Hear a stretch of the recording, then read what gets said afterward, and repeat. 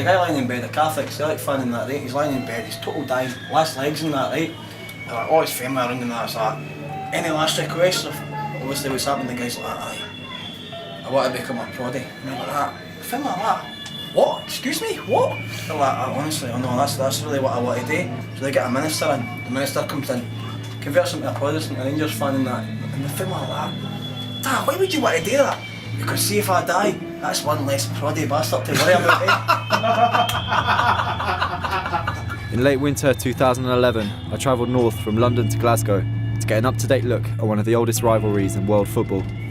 The sectarian divide that splits Rangers and Celtic has its roots in things that happened across the Irish Sea centuries ago. Today, the hatred is just as strong and continues to split the city in two. I definitely think people do see themselves in a context of Old Firm as either green or blue, Catholic, Protestant, British or Irish. I think at the end of the day though there is a sort of mutual respect for each other's fans. So what do you think of Rangers fans? Scumbags.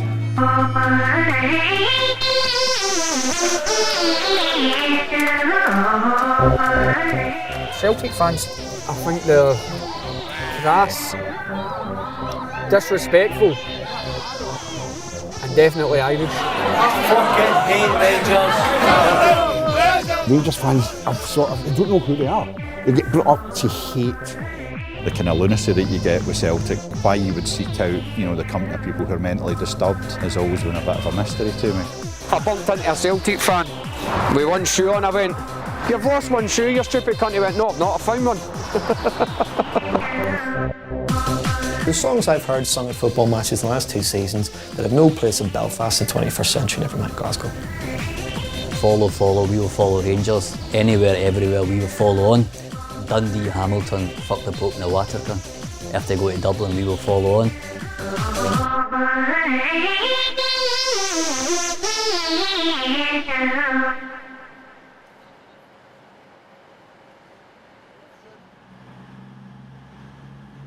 Living in England gives you a very black and white impression of the old firm.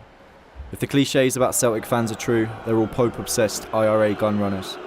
And if you're a Rangers fan, you're probably a right-wing Protestant who only smiles when you think of the Queen. Of course, these clichés don't tell the whole story. This is a complicated hatred, but one thing both sides seem to agree on is that they should be allowed to hate. The Scottish Parliament feels differently and has just passed a new bill aiming to make songs about Huns and Fenians a thing of the past. In Glasgow, there were murmurings of money problems at Rangers that threatened to make the old firm itself a thing of the past. But on my first visit to the city, it was time to get a tour. I met Joe Miller, founder of Celtic fanzine Not The View. This is a traditional route that Celtic fans will walk up to Celtic Park. This is called the Gallagate. It's a very kind of strong Celtic area. This used to be massive Irish community here. Celtic Park, paradise we call it. After watching Celtic fans bond with the players, we headed over to Rangers' home, Ibrox, in the west of the city. This area here is Bridgeton. This is where my father's from, in fact, and it's a massive Rangers area. Do you ever hang out here? Oh no, God no. Glasgow is, you walk into a pub, anything can happen, it's just the nature of this city is very hard. I got a kicking once going to Ibrox. I got a sore one right between the legs. This is Paisley Road West. Just hold your breath here, guys. It's coming up to Ibrox, you'll probably smell it. Have you got a name for Ibrox? Oh, yeah, Castle Grayskull, the Hunnery, Ship Pit. At Ibrox, we found our first proof that the rivalry extends beyond Scotland's borders. It came in the form of a friendly German football bigot. When did you first start blood for Rangers? First game was in '86. Okay. What do you think of Celtic? Oh, Fenian bastards. Shouldn't say that on camera. You just shamed the whole of Germany.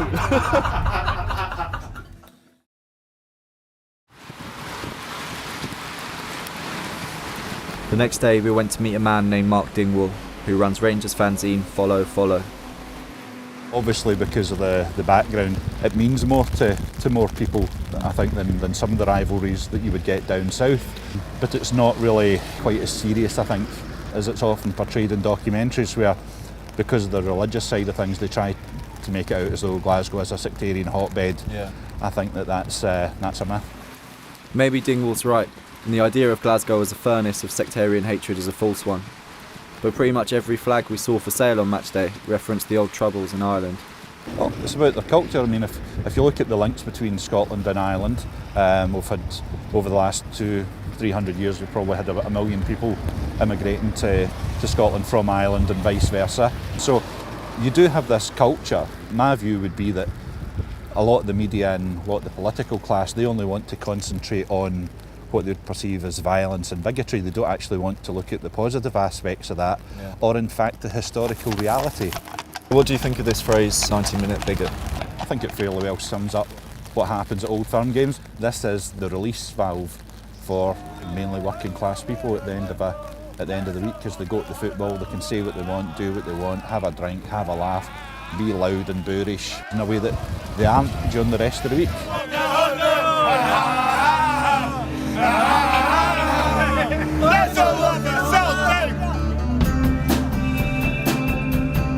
The next day, I jumped on the train north to Dundee to meet Joe Miller and some of Celtic's loyal away support. It wouldn't bother me the more if they went bust, and it was a big Tesco out there. I would gladly shop in it. It is a kind of religion to folk. It is, because you turn out every week. Glasgow's got a strong Irish community, but we couldn't express yourself in the community. There's no St Patrick's Day parades or celebrations. A woman once said to me, and she goes, "Are you one of those Fenians?"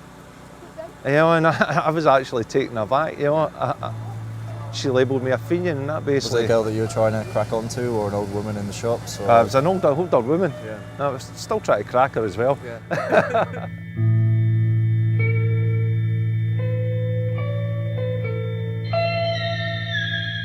That label was right away was, I'm a Celtic fan, I'm a Catholic, I'm an Irish Republican. Now these are all the labels that are tied in with that. Yeah. And I might not have been any of them other than a Celtic fan. Celtic fans, there is this cult of victimhood.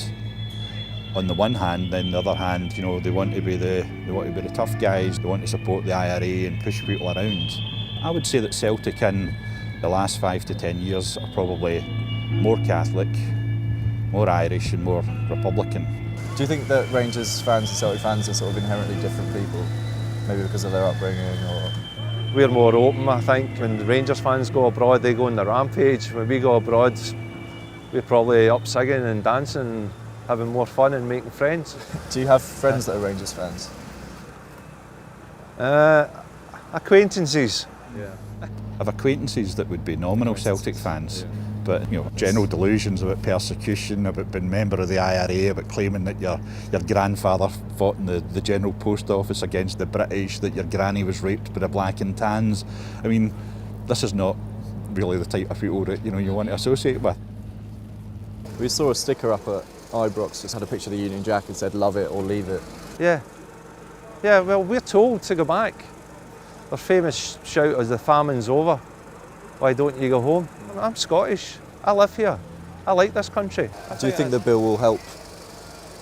The bill won't help that, because it's just attacking football fans. It's a culture out there that has to be changed. Celtic! Come on, you boys and green! Come on, you boys and green! Glasgow, green and white! Glasgow, green and white! Glasgow, green and white! Glasgow, green and white!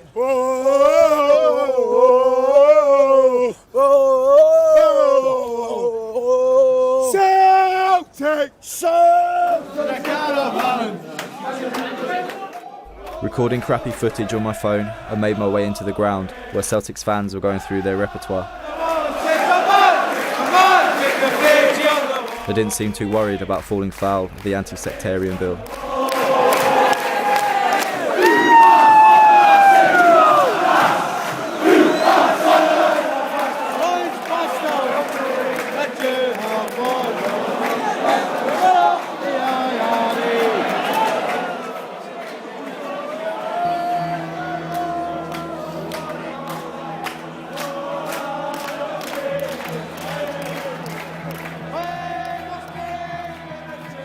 I'd made an appointment to see Nil by Mouth, a charity based in Glasgow that wants to eradicate sectarianism from Scottish life. It was set up after a 15-year-old Celtic fan died after having his throat cut on the way home from a match.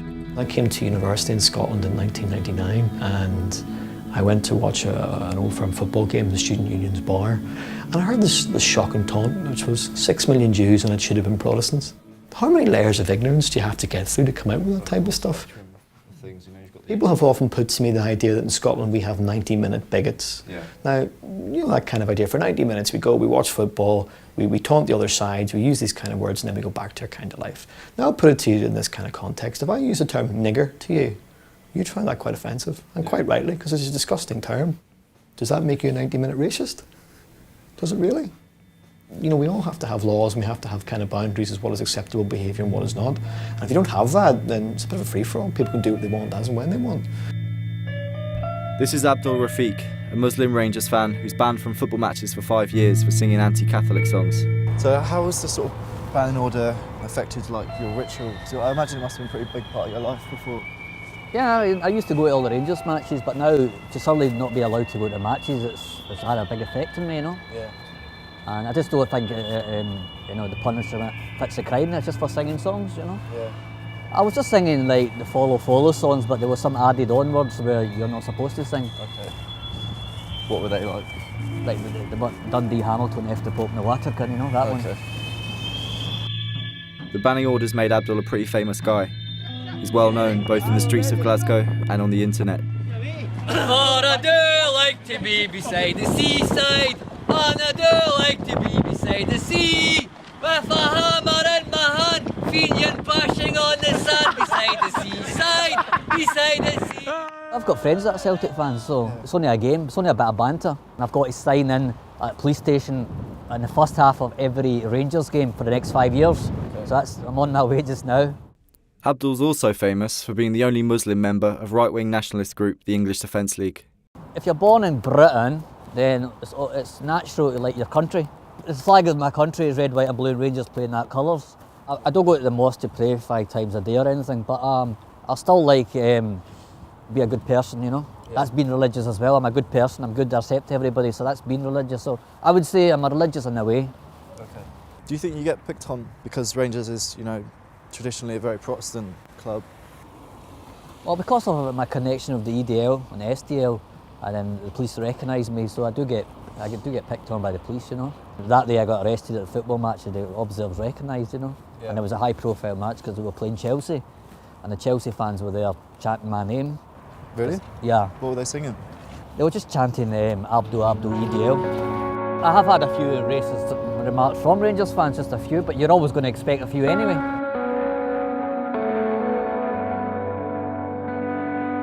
As Abdul lapped up the attention outside Ibrox, keeping the rain off his head with his Union Jack umbrella, I couldn't come to think of him as a spiteful guy.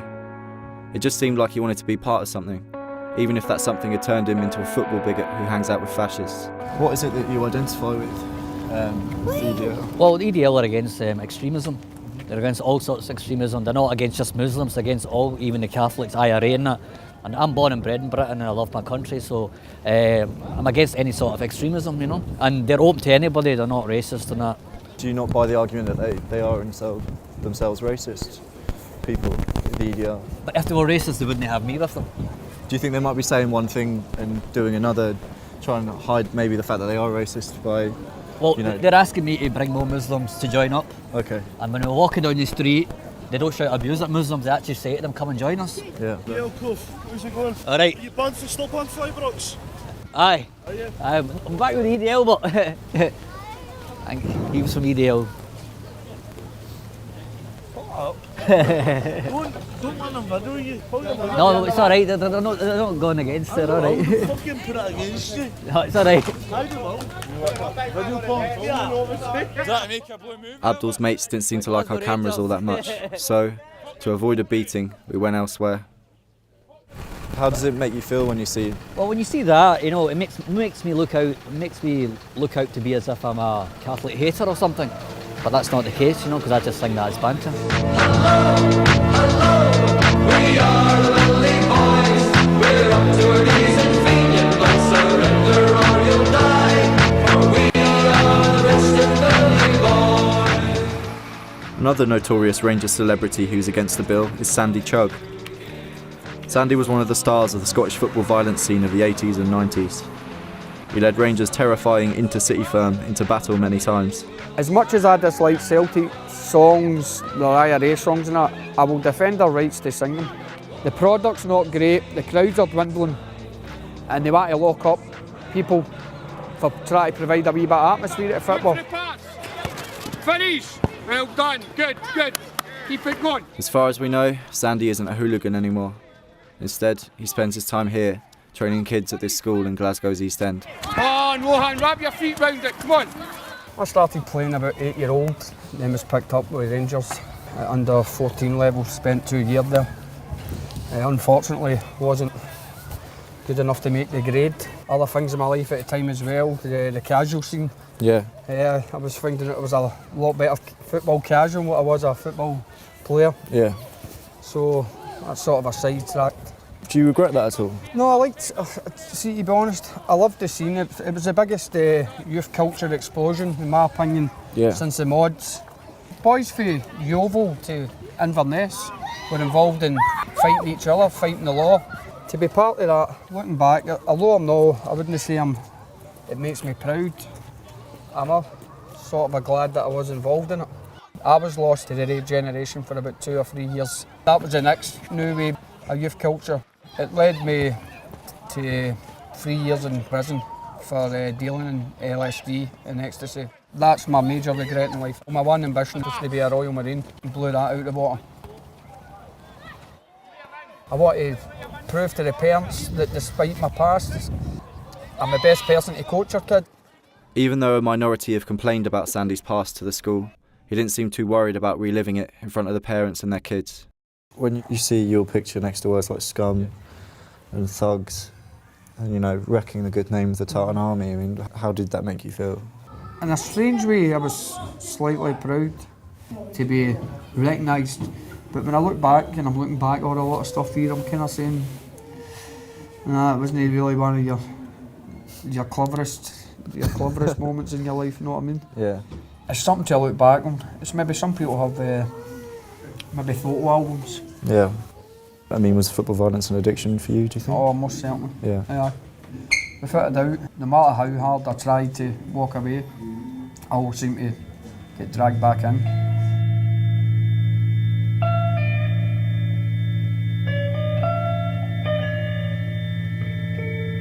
A lot of people like the camaraderie. I like the violence, I'll be honest. I'm not going to beat about the bush, I like the violence. So what for you is the biggest misconception that people have about the Glasgow football rivalry? I think the biggest misconception is that it is primarily a religious aspect. In my own personal opinion, I believe it's now turning into a national identity. Okay. It's Scottish, British, or you're Irish.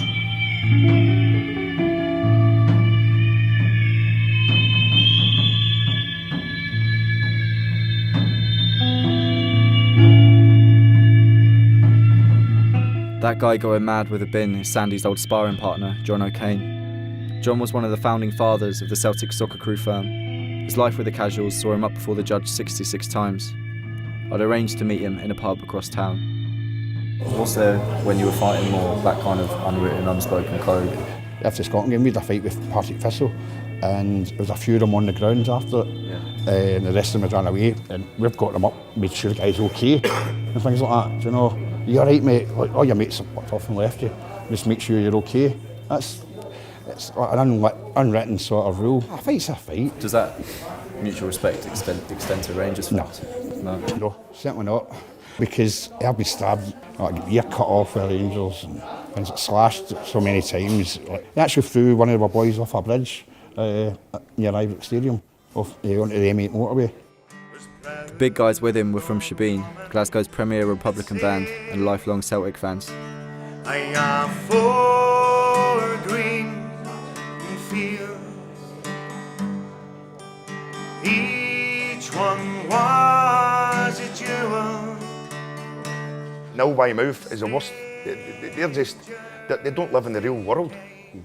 Celtic singing the Fields Are For Now and them singing the famine song. Yeah. Who cares? Who really cares about it? it's a bit of banter. And my four green field ran red with their blood, said she. Do you feel like she might be under threat from the bill? Well, if they come in and arrest me or Alan for singing songs of Ireland, and then I'm a political prisoner, in my view. Satanism is divisive, republicanism is about unity. And my four green fields will bloom once again, said she.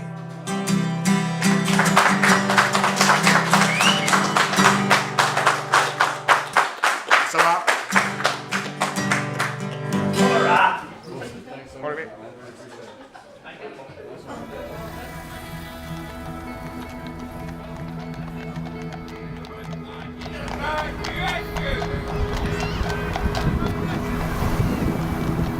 We had already met Celtic men in pubs. Now it was time to meet Rangers men in pubs. And they were all men. I've never seen so many tough-looking guys as those that poured out of Ibrox subway station on match day. Most of them called in at the Loudon bar en route to the ground. There's a guy over there just being led away by police, and I think he's one of the two guys that came up to us just now outside the Loudon bar, started harassing us. They didn't like the camera or my accent very much. Called me an English wanker, which is difficult to deny. Then his mate came over and started shoving me and grabbing the camera stuff and kicked me. So yeah, I guess he's been having a bit more fun inside the stadium as well. as I walk round and round just ring the bell and a big bag of tail and you'll make all the colour lights to see. I think 99% of the Rangers and the Celtic fans are well behaved. I think they get a bad press because it suits the politicians. Yes, it played and it played all the time. Up and spend the last night. I've no animosity towards anyone, including Celtic fans. I'm not a lover of their club. I think their club is corrupt and always has been since the day it was formed. But I mean, that's only my opinion. I'm allowed it. I'm Scottish and I'm proud to be Scottish. I'm not born in Glasgow and some sort of pseudo-Irishman. I don't know where they get that from. Step up and play, each machine seemed to say, as I walk round and round in your game. Just ring a bell on a big bag of tail and we'll make all the colour lights to stay. And music play. The Rangers fans we'd met had been disappointed that so far we'd only been shown around the city by a Celtic fan. So they told us to seek out Dark Horse. Rangers fan, cab driver, raconteur. She says to the next boat driver, I said, what first, I need a toilet. She said, can I stop the motorway? I said, the garage about a couple of mile up. She says, no, you need to stop. She said, if you don't stop, I'll piss your seat. I told her I'd punch her cunt in, that's what I said to her. So she didn't piss the seat. I've took a lot of people like to the hospital after the Rangers Celtic game, after the derbies. And some pretty bad sights, you know. Yeah. Mostly slashings, bottles, knives, mostly. The last Rangers game, I picked up two fellas in the town and they were telling us they were up with their kids and two Celtic fans that attacked the father in front of the kid. That was the last Rangers Celtic game. So there you go. Only because they're English.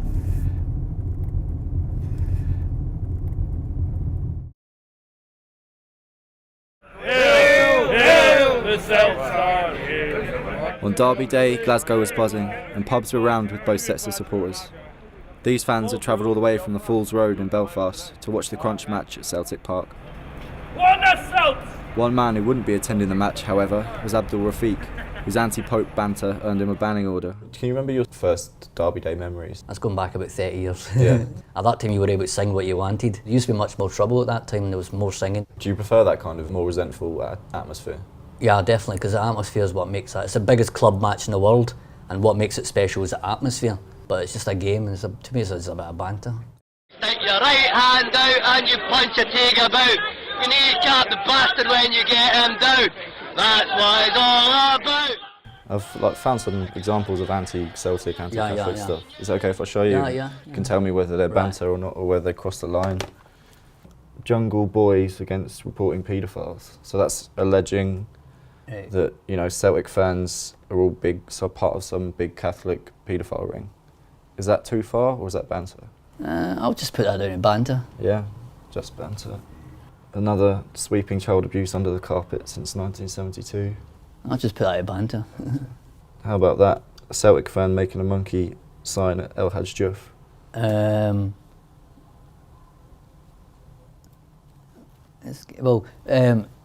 Some people will take that serious, but other people just look at that as banter, you know. Okay, so that's 50-50. That's on the line. 50-50. Okay. So there's a fan attacking Neil Lennon. Well, that's obviously gone too far because he should never have come on the pitch to attack, you know. I know a lot of Rangers fans don't like Neil Lennon, but I've met Neil Lennon myself, and he said he doesn't mind all the abuse he gets, but he doesn't like it when somebody comes to attack him on the street or whatever. Celtic will get fucked up the arse like what those Catholic priests did to little kids. Hashtag paedophiles. Just banter. Yeah, just saying it's child abuse. So, I don't know, is that... Alright, well that's the end of the bantometer. The only bit I see over the line there was when Neil Lennon's getting attacked. When they're actually violence, when they're fighting each other, that's when it's over the line. But when it's just singing and taunting one another, I don't see why the police should bother moving in. Let them have their fun. Looking for some of that fun that Abdul mentioned, we headed down the Gallowgate to the Barrows, the Celtic stronghold in the east of Glasgow. There, we ran into ardent Celtic fan Johnny and talked to him about Derby Day in the city. So we're in the Barrows on the day of the match. What's it usually like around here on match day, on Derby Day specifically? Today it'll be busy, very early. There'll be a lot of Celtic fans congregate early, a few beers. Obviously just excited about the game ahead. It's an area predominantly with all Celtic fans, Republicans, you name it. Is that kind of safety that you get here, knowing that you can drink in these with Celtic colours on, does that change on Derby Day? Will there be Rangers lads up here later looking for a fight? There's every chance, but I can't remember in the last few years anyway that I've drank here that any Ranger fans or loyalists have came down here and achieved that. Even came down here, the last thing was a wee story we spoke about the last time we met, which was nothing to do with Rangers, mate. It was just another bunch of right-wing fascists that thought they would come down here and start their nonsense, and they just got a kick up the backside and sent him. So what happens if the Rangers fans do come up here later and they're looking for a fight and the word gets around? Well, this is the difference. I mean, looking for a fight's one thing. A Rangers fan walking down here just with a Rangers top on, nothing would happen. Yeah. Even they get dragged off the streets and brutally butchered in the middle of an alleyway. I'm sure the vast majority of Rangers fans would just like to stay in Rangers pubs, listen to music that celebrate their culture and whatnot, as opposed to coming down here looking for trouble. Is it good conditions for a fight today, with the wind howling and the rain lashing down? Excellent conditions.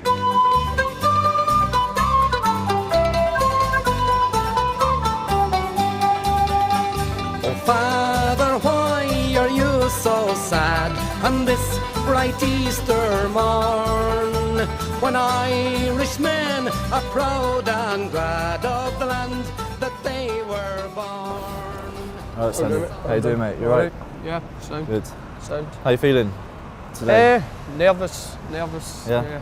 That's been 3-4 days, the anticipation, so just can't wait to get it on. I read in your book about, was it Mr. Blue when he stormed the Gallowgate? Were you there then? Yeah. Well, basically, we used to meet in a pub called Minstrels down at the waterfront, and somebody came up with a bright idea one day. When we'll go up the Gallowgate. Now, anybody that knows the Gallowgate knows it's probably the most no-go area for Rangers fans. 40 of us decided to go up one day. 40 turned into 20. All the Celtic pubs emptied, their Celtic casuals came out, your John O'Kane's and that. He was, again, John as usual was quickly putting his backside, but it was pandemonium. Do you think there'll be anything like that today? For any young boy wanting to get involved in football violence these days, I kind of shake my head and with a wry smile, knowing like the surveillance techniques and that they're up against. It's not like you can go and have a row in the middle of the city centre now. And if you do that, you're in camera, you're getting your door booted in 6 weeks later, and you're looking at a year, 2 year prison. So you mentioned John O'Kane. I mean, I've got a lot of respect for John as a boy, because he's a game lad. He may get put in his arse a lot, but he gets up every time and wants to have another go at you. So hats off to him for that, you know what I mean?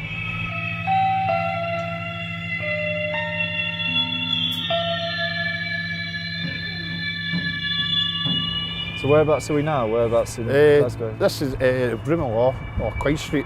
It was always a good place for having a battle because of the one-way system it used to be. It's easy to get away from police. Have you yourself been caught up in any trouble around this area? Well, because I lost my life one night here after a Celtic Rangers game. Just about those traffic lights there, that's where the Rangers mob have lined up, and we've lined up here, and we've charged into each other. As I've charged in, as they kind of CS gas, it sprayed it, but there was none left. And in front of me was a guy brandishing a knife. So as I've turned, he's got me at the top of the leg, and I've staggered along the road, fell in a heap. My legs were, my trousers were crimson, basically, and my mates had stopped a taxi. The taxi driver had actually stopped and dragged me in. And I was like, what's wrong, panicking? And he took me to hospital. If I hadn't taken me to hospital, I'd burst a major artery, and I'd, touch wood, I wouldn't probably be here if it wasn't for the taxi driver's quick actions. Yeah. But again, a scary thing. Do you find that the trouble nowadays is more chaotic and less organised than it used to be? When it comes to Celtic Rangers games, yeah, there seems to be more sporadic violence where you've just got groups of Rangers and Celtic fans just want to have a go at each other.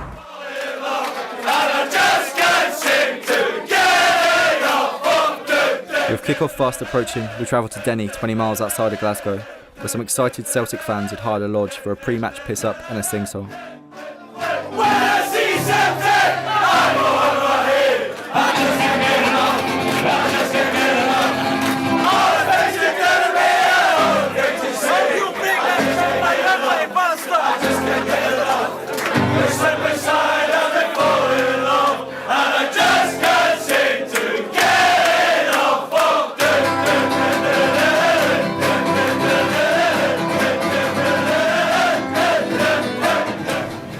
One show in town tonight.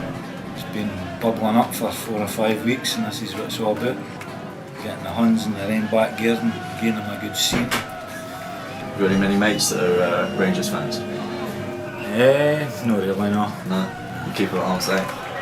Aye, further than that.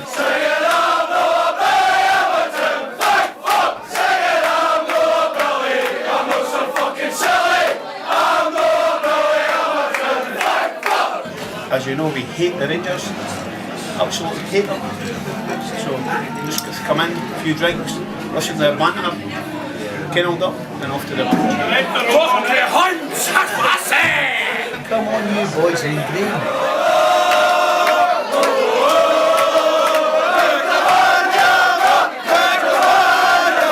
I think a Rangers fan, you basically think a guy about 18 stone, with a big handlebar moustache, with a greasy hair. He hadn't been washed for about 2 or 3 weeks. And I don't know if he's familiar with the Orange Walk, but he'd be the boy banging the big drum. See like Rangers pubs and that, they've only got a capacity of 25 because they're that big. Can they get in? Can I mean? They enjoy a lunch. Do you know the difference between an apple and an orange? Can I get an apple bastard?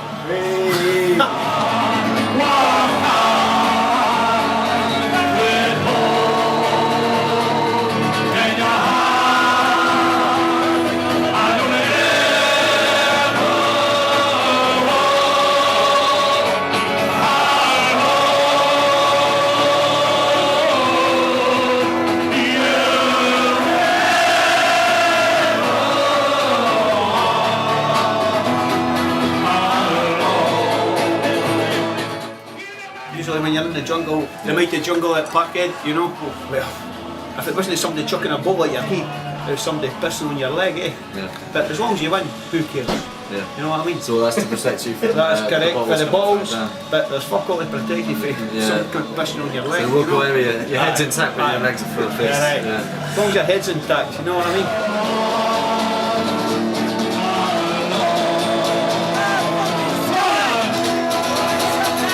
Up that fucking rap. Right. Come on! Up that fucking rock! I say now! The Celts! Something I should. Yeah, good. Best of luck for the match. Fucking Celtic, mate. Fucking pump the gypsy bastard. He's getting a buck fast for the bus, right? Fucking soap dodging fucks.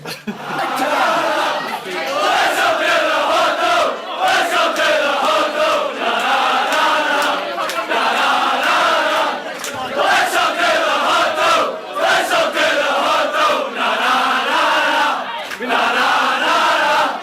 police don't tend to let Rangers and Celtic play each other in the evenings anymore. They think the fans will drink all day and end up kicking each other's heads in. But, for whatever reason, tonight they'd made an exception, and with everyone well oiled, it was time to get on the bus and head to the ground. And why should the party stop just because you're barrelling down the motorway in storm weather?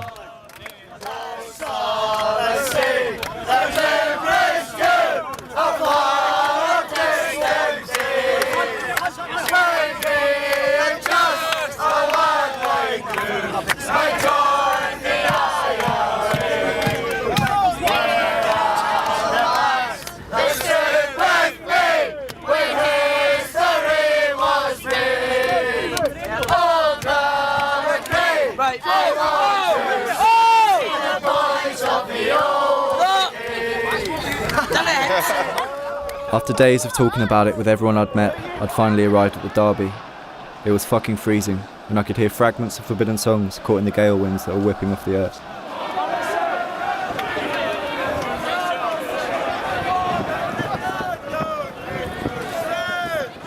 I made my way through the turnstiles to see if the atmosphere in an Old Firm game was so horrible and poisonous that the government absolutely needed to step in. The mood inside was tense, but not as vile as the media and the politicians would lead you to believe. Tonight, Celtics fans went home the happier after a 1-0 win. The club were back at the top of the table. The Fenians had beaten the Huns.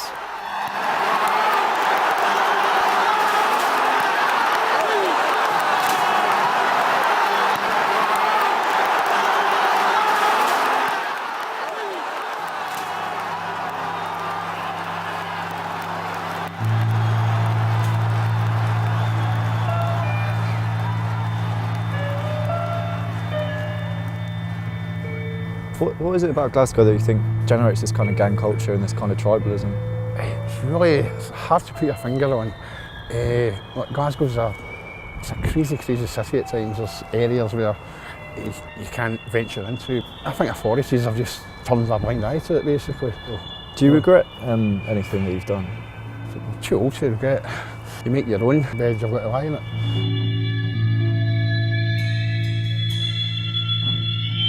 In Sandy Chugg's book, he says he identifies you as the top boy at that time. But no, and he talks about the Rangers fans taking the Gallow Gate and stuff. I've not read it yet, so okay. I will. Have I told you what he said about you? No. When I pushed him, I backed him into a corner, and he said he'd be quite proud if you had grown up a Rangers fan and been a member of the ICF, because you're always a game lad, were his words. But I'm going to get a tan. I'm going to get a fake tan like him.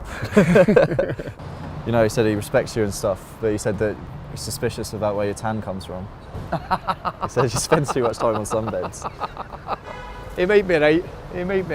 Yeah. I don't think John O'Kane's seen sunlight, never mind a sunbed. I hope he's keeping well.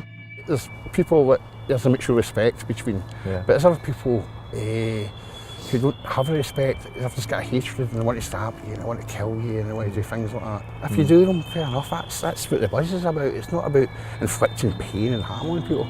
It's just a big game. Waking up in a machine that's going beep beep, and you know when it stops going beep you're dead. You know, it's one of the scariest things that can ever happen to anybody. Has that happened to you? It's happened twice. How does that affect people close to you? It's hard to say. I think it did affect my dad quite a bit.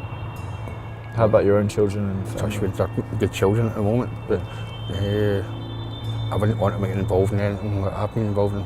I want my kids to have a life that I didn't. And how about your missus or their mother? Okay, she's... I don't know why I talk about that. Okay. Pitched street battles between gangs of screaming men might be a thing of the past in Glasgow, but there was still the issue of the chanting. Would Scottish Parliament's new bill really be able to extinguish a loathing this deep-seated? But if you look in the context of the whole stadium, the overwhelming majority of people don't want it to do it. They want to watch the football. The open mouth want to help the silent majority find their voice. There's too many people here getting offended, looking for reasons to be offended. Whether they like it or no, religious, cultural, national divide will always be here in Scotland. After spending so many hours in the company of people whose thoughts and feelings are dominated by their football clubs, it wasn't surprising to me that I found myself taking their side. To me, it seemed patronising for people who weren't fans to take their words out of context, then insist that people should take offence to them.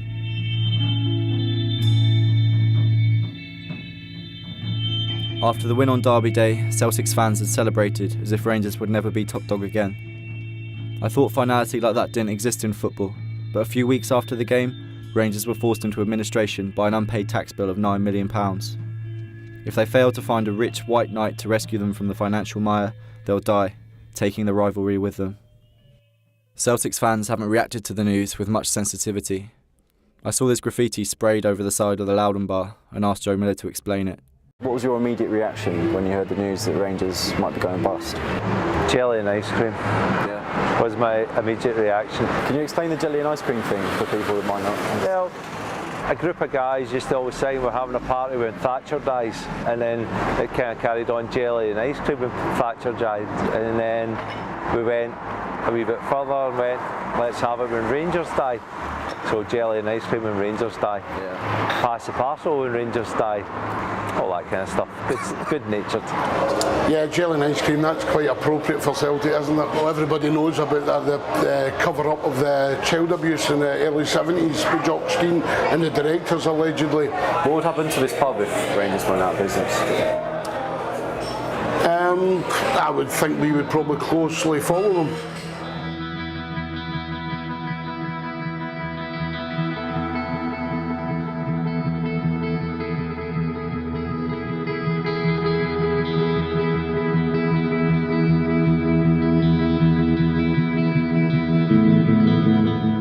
Club's dying and you're celebrating, it's like celebrating the death of somebody. You know, that's sick, you know. But that's the nature of football fans here in Glasgow.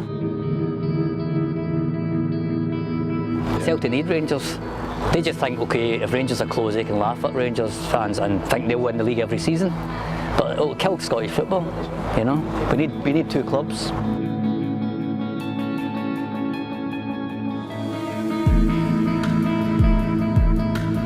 How has the kind of financial troubles that Rangers have found themselves in, how has that kind of affected the mood in the city? Well, obviously one half's delighted, another half it's been like a death in the family. I have a few close Celtic fan mates and a few acquaintances, and it's been relentless. It's been, really bad.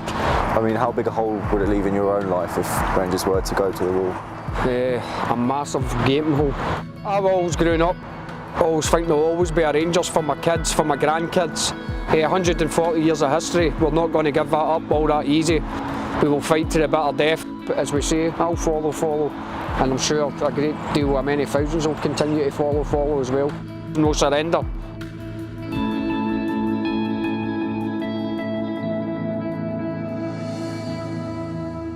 Would you miss them if they went bust? Miss who? Rangers. Miss who? Loving Celtic doesn't mean anything about Rangers. Nothing about Rangers. Loving Celtic only means loving Celtic. So I would miss the Old Firm games. To me, that's the biggest game you can get. To me, without a Rangers-Celtic game, there's nothing in Scottish football.